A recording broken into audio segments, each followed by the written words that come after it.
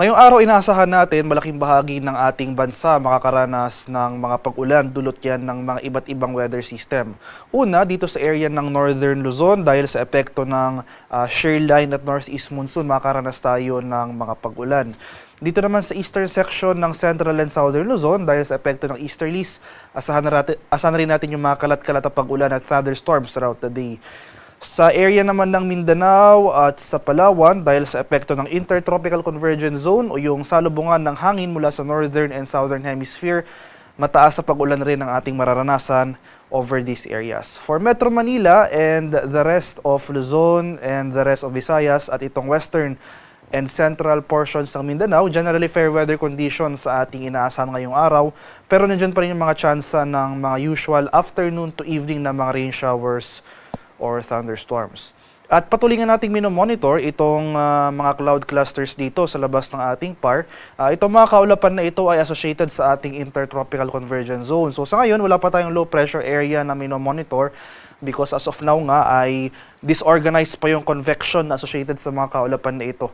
Pero patuloy yung ating monitoring sa area na ito dahil nga sa mga susunod na araw, base sa ating analysis, inaasahan natin na may posibleng mamuong low pressure area dito sa area na ito at posibleng pumasok at makaapekto ng ating bansa in the coming days. At yung ating latest heavy rainfall outlook, yung ating 24-hour rainfall forecast sa mga susunod na araw. So ito yung ating nirelease kaninang alas 5 ng umaga. So for today, posible tayong makaranas ng 50 to 100 millimeters na mga pag-ulan.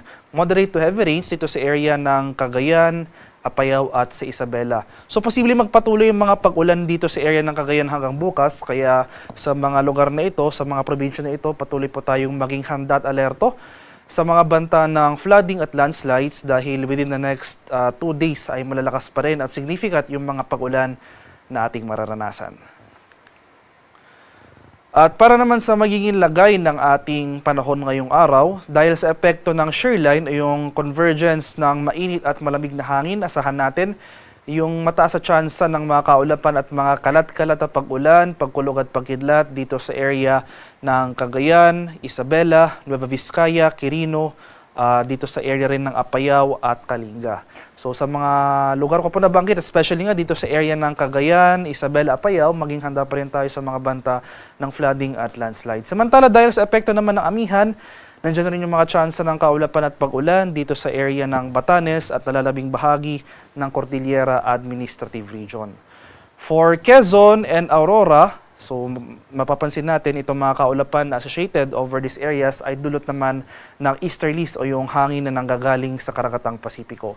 For Metro Manila and most of Luzon, magpapatuloy itong partly cloudy to cloudy skies ngayong araw. Generally, maaliwalas sa panahon, pero magdala pa rin tayo ng payong dahil nandyan pa rin yung mga tsansa ng mga usual na mga rain showers or thunderstorms within the day.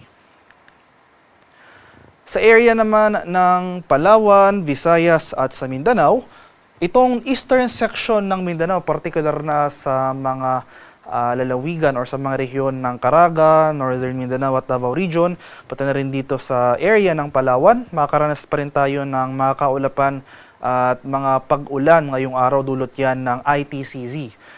Meanwhile, for the rest of Visayas and or buong Visayas and the rest of Mindanao, magpapatuloy pa rin itong magandang panahon ngayong araw, generally fair weather.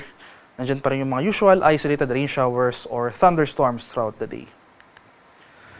Sa kalagayan naman ating karagatan, kaninang alas 5 ng umaga, nag-issue na tayo ng final gale warning. So wala na tayong gale warning na nakataas as of now, pero posible pa rin tayong makaranas ng katamtaman hanggang sa maalong karagatan. So moderate to rough sea conditions, posible pa rin dito sa northern and western seaboards ng Northern Luzon.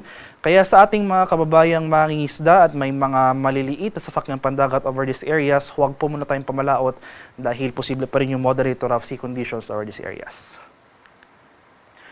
At ito naman yung ating latest tropical cyclone threat potential na issued kahapon. So makikita natin dito sa diagram na ito, no?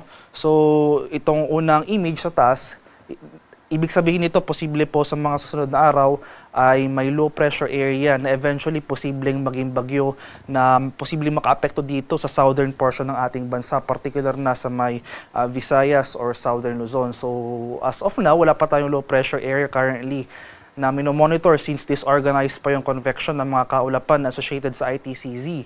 Pero patuloy nga yung ating pag-monitor ng Intertropical Convergence Zone because itong ITCZ known as breeding ground ng mga low pressure areas na eventually nagiging bagyo. So patuloy yung ating pag-monitor since makikita natin dito sa diagram na ito ay possible yung mga area na maapektuhan ay itong malaking bahagi ng Southern Luzon, Visayas area, and pagsapit ng week 2 ay itatraverse ito ang Visayas, Southern Luzon papunta sa may West Philippine Sea.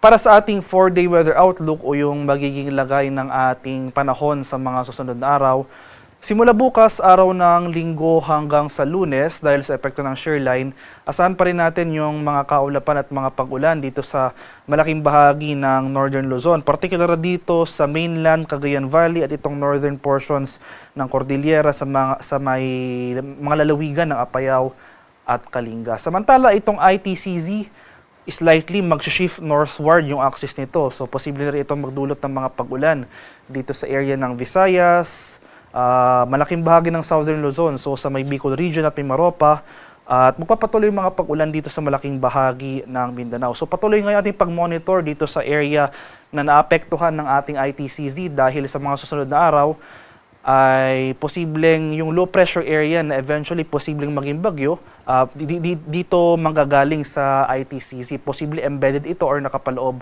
sa Intertropical Convergence Zone bilang known nga ito as a breeding ground for low pressure areas. Pagsapit naman ng Tuesday to Wednesday, itong ITCZ as well as yung low pressure area na posibleng maging bagyo ay magdudulot ng mga kaulapan at mga kalat-kalat na pag-ulan at thunderstorm sa malaking bahagi ng Central and Southern Luzon. So dito sa Central Luzon, including Metro Manila, Calabarzon, Mimaropa, Bicol Region, pati na rin dito sa malaking bahagi ng Visayas at itong Mindanao, particular na itong northern portion ng Mindanao.